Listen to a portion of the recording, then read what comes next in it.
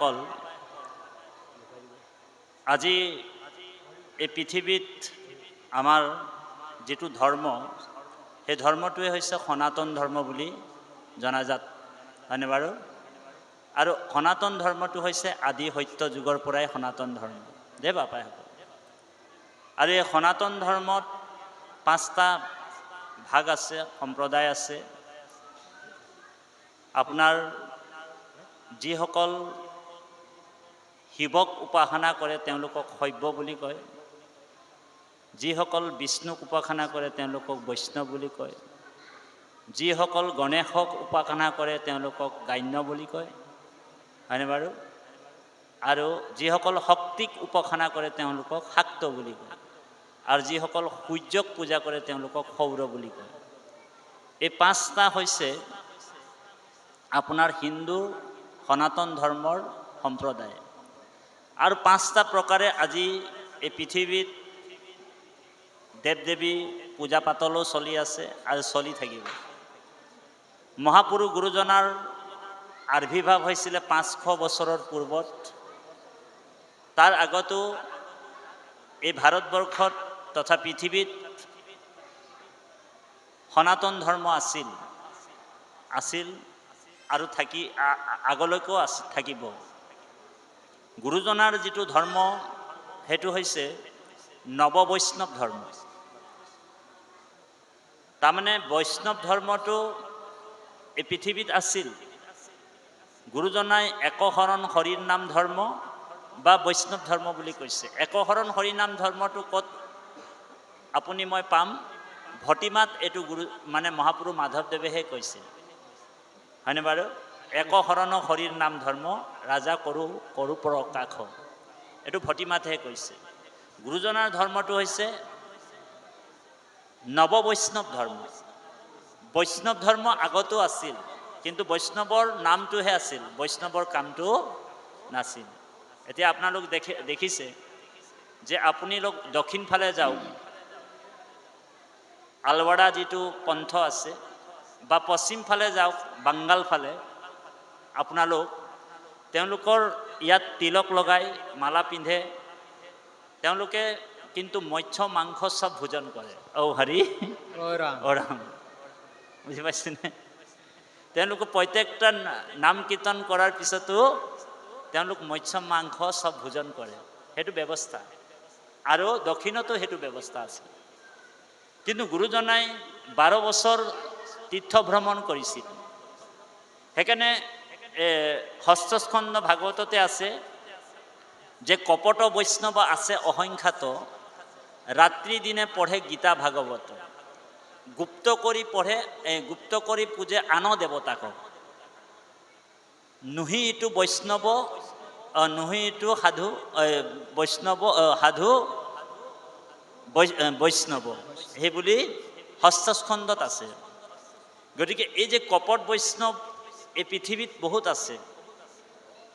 আৰু তুলসীৰ মালা জাকে জাকে পিন্ধি থাকে ডিঙিত, এনেকৈ কপট বৈষ্ণৱ এই সংসাৰত বহুত আছে। কিন্তু গুপ্ত কৰি কিন্তু আন দেৱ দেৱী পূজা কৰে, সেইজন বৈষ্ণৱ নহয়। গতিকে আমি আজি যিটো প্ৰশ্নৰ উত্তৰ, এই প্ৰশ্নৰ উত্তৰটো দিবলৈ অকণমান জটিল হয়। আমাৰ বাপজনে কৈছে যে আহাৰ মাহত আমাৰ হাত লাগে, আৰু তাত আমাৰ দেখা যায় কিছু নামঘৰবিলাকত বন্তি নজ্বলায়, বা ঈশ্বৰ সেৱা বা ভক্তি যিবিলাক কৰ্ম অনুষ্ঠান, হয়নে বাৰু, সেইবিলাক নহয়। দেখা যায় বহুত অসমত সত্ৰও আছে, নামঘৰো আছে। সেই ব্যৱস্থাটো আমাৰ গুৰুজনাৰ হয় না নহয়? বা শাস্ত্ৰত ক'ৰবাত লিখা আছে নেকি আহাৰ মাহত যে আমি নামঘৰত বন্তি জ্বলাব নালাগে, বা আমি শাস্ত্ৰ পাঠ কৰিব নালাগে, ভাগৱত পাঠ কৰিব নালাগে, কীৰ্তন পাঠ কৰিব নালাগে? এই কথাটো আমাৰ গুৰুজনাই কোনো এটা কলমতে লিখি থৈ যোৱা নাই। কীৰ্তন, দশম, ঘোষা, ৰত্নাৱলী, ভক্তি প্ৰদীপ, হয়নে বাৰু, নামঘোষাটো দেখা পোৱা নাযায়। কিন্তু এতিয়া আমি পৰম্পৰাগতভাৱে যদি চিন্তা কৰা হয়, বাপাইসকল, যিসকল অবৈষ্ণৱ হয় দেই, বৈষ্ণৱ নহয়। যিসকল এক দেৱ এক সেৱ একবিনে নাই কেও, যিটো গুৰুজনাৰ ধৰ্ম, সেই ধৰ্ম ব্যৱস্থাত যিসকলে নাই তেওঁলোকৰ কাৰণে সেই ব্যৱস্থাটো আছে, তেওঁলোকে সেইটো মানিবই লাগিব। পৰম্পৰাৰ যিটো তেওঁলোকৰ হাত লগাৰ ব্যৱস্থা, 5 দিন বা 4 দিন বা 3 দিনে হওক, তেওঁলোকে খেতি হাল বাবলৈ নাযায়। আৰু এই পৃথিৱীখন অপবিত্ৰ বুলি ভাবা হয়।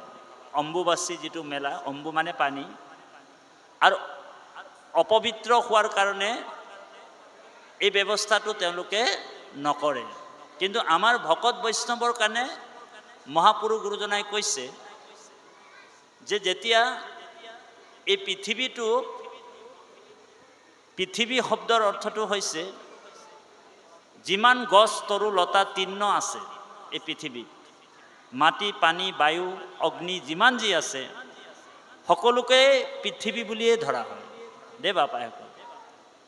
এতিয়া বহুতে ভাবে যে অকল পৃথিৱী অম্বুবাচী মেলা যেতিয়া হয়, অম্বুবাচী হয়, তেতিয়া অকল বোলে আপোনাৰ মাটিতেই বোলে মাটিটোৱে অহুচি হৈছে, পানীটো হোৱা নাই, এনেকুৱা ভাৱনা যদি থাকে, বোলে মাটিটোত হাল বাব নালাগে কিন্তু পানীটো খাব লাগে, এনেকুৱা যদি ভাৱনাত থাকে তেনেহ'লে এইটো আমাৰ অশুদ্ধ হ'ব। কাৰণ মাটিটো আৰু পানীটো একেলগে সম্পৰ্ক হৈ থাকে, হয়নে প্ৰভু? এতিয়া আপোনালোক চাব, বহুতে আকৌ সেইটো সময়ত মাটিটোত ভৰিয়ে নিদিয়ে, কিন্তু তেওঁলোক পানী খাব নালাগে নিয়মমতে, হয়নে বাৰু? পানীও খাব নালাগে, কাৰণ মাটি আৰু পানীৰ মাজততো সম্পৰ্ক আছে। কাৰণ গোটেই পৃথিৱী যেতিয়া অহুচি হৈছে তেনেহ'লে পানীটোও অহুচি হৈছে। আৰু মাটিত হোৱা যিটো ফল, যিটো বৃক্ষ য'ত ফল লাগিছে সেইটো অপবিত্ৰ। এতিয়া আমি তাত অন্ন নাখাওঁ, কিন্তু সেই ফলটো যদি খাইছোঁ তেনেহ'লে অম্বুবাচী অৰ্থ নাথাকে দেই বাপাসকল। কিন্তু সেইটো বিজ্ঞানসন্মতভাৱে আমি যদি চিন্তা কৰোঁ তেনেহ'লে আমাৰ এইটো ভুল হ'ব যে পৃথিৱীয়ে গোটেই আমাৰ সংসাৰৰ যিবিলাক আমাৰ মানে বোজা এই সংসাৰৰ বোজাটো পৃথিৱীয়েহে বহন কৰি আছে। মনত ৰাখিব আপোনালোক, পৃথিৱীত যিমান পাপ হৈছে সকলোৰ বোজা বহন কৰি আছে ধৰিত্ৰীয়ে, হয়নে বাৰু? আৰু আপুনি মই যদি ভাবি লওঁ যে পৃথিৱীখন অপবিত্ৰ, তেনেহ'লে এইটো আটাইতকৈ ডাঙৰ মূৰ্খ বুলি কৈছে সেইজনক। কাৰণ পৃথিৱী কেতিয়াও অপবিত্ৰ হ'ব নোৱাৰে। আপুনি মই অপবিত্ৰ, পৃথিৱী অপবিত্ৰ নহয়। পানীটো অপবিত্ৰ বুলি ভাবে, আপুনি মইহে পানীক লেতেৰা কৰিছে, হয়নে বাৰু? পানীটো কোনে অপবিত্ৰ কৰিছে? আপুনি মইহে কৰিছে। আজি যমুনাৰ পানীটো চাব, কিমান শুদ্ধ পানী, গংগাৰ পানী কিমান শুদ্ধ পানী, কিন্তু সেই পানীটো কোনে লেতেৰা কৰিছে? আপোনালোক চাব, দিল্লীৰ যিখিনি মানুহখিনি আছে, যমুনা অপবিত্ৰ হৈ গ'ল, তাত পানীটোত গা ধোৱাৰ লগে লগে যিটো পবিত্ৰ তীৰ্থ পৰ্যটন কৰিবৰ কাৰণে মানুহ যায়, তাত ডুবকি লগাবলৈ যায়, প্ৰয়াগ গংগাত ডুবকি লগাবলৈ যায়, কিন্তু সেই পানীটোক অশুদ্ধি কোনে কৰিছে? আমাৰ মানুহবিলাকে মলমূত্ৰ ত্যাগ কৰিছে, কিমান জাবৰ জোঁথৰ পেলাইছে, অপবিত্ৰ কৰিছে। গতিকে এই গোটেই ব্যৱস্থাটোৰ ফালৰ পৰা বিজ্ঞানসন্মত যদি আমি চিন্তা কৰোঁ তেনেহ'লে পৃথিৱী কেতিয়াও অশুচি নহয় দেই বাপাইসকল। তাৰমানে পৃথিৱী সদায় পবিত্ৰ। আৰু ভকতে, এতিয়া ভকতৰ কথা এটা আছে, এই যে নামৰ ব্যৱস্থাটো, হৰিৰ নাম কীৰ্তনত নাহি কাল দেহপাত্ৰ নিয়ম সংযম একো বিধি। হৰিৰ নামৰ লগত এই অম্বুবাচী মেলা বা কিবা হাত লগা এইবিলাকৰ কোনো কথা নাহে। কাৰণ হৰিত শৰণ লয়া কেৱল হৰিৰ কীৰ্তন কৰি মানে পাৱৈ পৰম মনুষ্য সিদ্ধি বুলি কৈছে। মানুহে সিদ্ধি ক'ত পাব? হৰিৰ নামতহে সিদ্ধি পায় বুলি কৈছে। হৰিৰ নামত নিয়ম সংযম কাল বিধি একোৱে নাই। সেইকাৰণে মহাত্মা গান্ধীয়েও কৈছে যে মই এসপ্তাহলৈকে মই নোখোৱাকৈ থাকিব পাৰোঁ, কিন্তু প্ৰাৰ্থনা নকৰাকৈ মই এদিনো থাকিব নোৱাৰোঁ। ঈশ্বৰক প্ৰাৰ্থনা নকৰাকৈ মই এদিনো থাকিব নোৱাৰোঁ। সেইকাৰণে আমাৰ গুৰুজনাই কৈছে নিৰন্তৰে বোলা ৰাম ৰাম। নিৰন্তৰে কিয় ৰাম ৰাম বুলি কৈছে? ভগৱন্তৰ কথা বা ঈশ্বৰৰ সেৱাত কোনো নিয়ম সংযম বিধি একো নাই। সেইকাৰণে আমি আমাৰ নামঘৰৰ দুৱাৰত নামঘৰ সদায় খোলা ৰাখিব লাগিব। নামঘৰৰ দুৱাৰ আমি সদায় খোলা ৰাখিব লাগিব দেই বাপাইসকল। ভকতৰ কাৰণে ব্যৱস্থা নহয়, এইটো অবৈষ্ণৱৰ ব্যৱস্থা। যিসকল বৈষ্ণৱ নহয় তেওঁলোক পৰম্পৰা মানিছে, কিবা অহুচি হৈছে কিবা হৈছে তেওঁলোকৰ সেই ব্যৱস্থা। কাৰণ আপুনি যেতিয়া ভকত হ'বলৈ চেষ্টা কৰিছে বা গুৰুজনাৰ সেৱক, তেতিয়া এইটো গুৰুজনাই কোনো কলমত লিখা নাই যেতিয়া আপুনি পালন কৰিব আমাৰ কোনো দৰকাৰ নাই বাপাইসকল দেই। হাত লগা আমি পালন কৰাৰ কোনো দৰকাৰ নাই। সেইটো অবৈষ্ণৱৰ কাৰণে, বৈষ্ণৱ বা ভকতৰ কাৰণে নহয়। যিসকল আমি ক'লোৱে সনাতন ধৰ্মত শাক্ত দেৱ দেৱী পূজা কৰা মানুহ আছে। নীলাচল পৰ্বতত পাহাৰত আপোনাৰ যেতিয়া সতী যেতিয়া দাহন হৈছিল তেতিয়া সতীৰ কোলাত লৈ তাৰমানে দেৱাদিদেৱ মহাদেৱে পৃথিৱী ব্ৰহ্মাণ্ড ভ্ৰমণ কৰিছিল। আৰু এই কথাটো ভগৱান বিষ্ণুৱে দেখিলে, যদি মহাদেৱ যিজন এই সংসাৰখনক বিনাশ কৰে, মানে শেষ কৰে, লয় কৰাজনেই যদি এনেকুৱা নিজৰ পত্নীক লৈ কিনি ঘূৰি ফুৰিব, তেনেহ'লে গোটেই জগতটোৰ সৃষ্টি স্থিতি অন্ত তিনিওটা কাম হৈ থাকিব লাগে, নিৰন্তৰে হৈ থাকিব লাগে। যে এই যে লয় কৰাৰ ব্যৱস্থাটো বন্ধ হৈ যাব, সেইকাৰণে ভগৱানে কি কৰিলে, সুদৰ্শনক পঠিয়ালে, সতীৰ হাত 52টা টুকুৰা কৰিলে। 52টা টুকুৰা য'ত য'ত পৰিছিল তাত মানে এটা এটা শক্তিপীঠ হ'ল। আৰু যিসকল শাক্ত পূজাৰী, যিসকল শ্ৰদ্ধালু, তেওঁলোকে সেই ব্যৱস্থাৰে তাত পূজা উপাসনা কৰি থাকে দেই বাপাইসকল।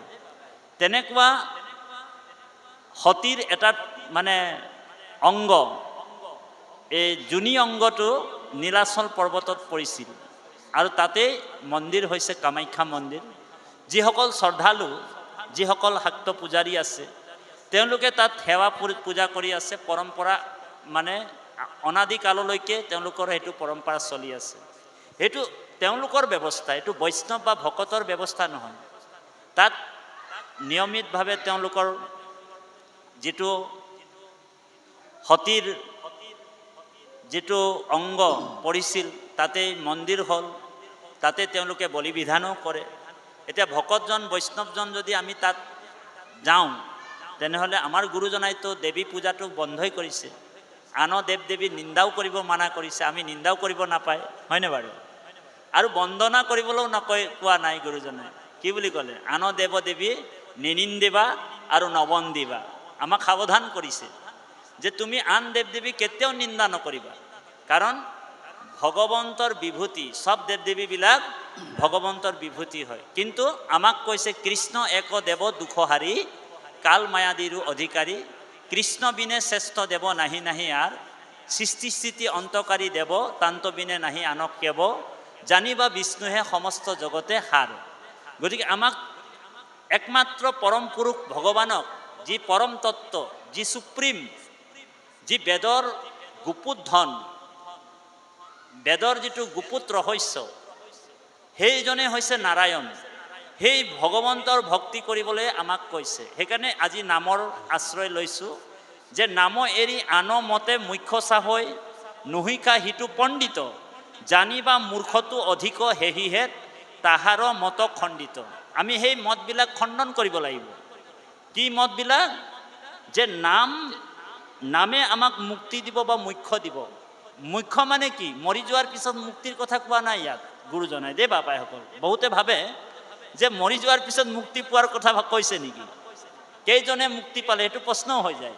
বহুতৰ এইটো প্ৰশ্ন আছে যে আপোনালোকৰ যে কৃষ্ণ নাম লয়, ভগৱানৰ নাম লয়, কৃষ্ণ কৃষ্ণ কৈ থাকে, কেইজন মুক্তি পালে? এনেকুৱা প্ৰশ্ন কৰে বাপাইসকল। তাৰমানে জীৱনতে মুক্তৰ কথা কৈছে ইয়াত। মৰাৰ পিছত কোনো গাৰেণ্টি দিব নোৱাৰে তেওঁ মুক্তি হ'ল নে নহ'ল। মুক্তি কি বস্তু? তাৰমানে এই পুত্ৰ পৰিবাৰ ধন জন জীৱন যৌৱনৰ পৰা তেওঁ বৈৰাগ ভাৱটো, বিৰকতি ভাৱটো যাৰ আহিল, সেইটোৱে মুক্তি দে বাপাইসকল। মুক্তি আকৌ ভগৱানৰ ওচৰততো যাবই লাগিব এদিন। য'ৰ পৰা আহিছোঁ আপোনালোক, আমি তালৈ যাবই লাগিব। এইটো ভাগৱতৰ মত।